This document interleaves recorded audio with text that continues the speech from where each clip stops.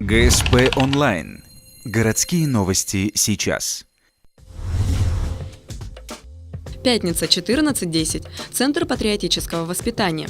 В преддверии Дня защитника Отечества восьмиклассники школы номер 4 встречаются с ветераном войны во Вьетнаме Эдуардом Лекановым. Он рассказывает, как в качестве командира взвода ракетных войск отправился обучать вьетнамских солдат запуску зенитных ракет. Делится интересными подробностями военного путешествия и смешными историями. Также для ребят выступает Евгений Грох, но уже с рассказами о современной армии.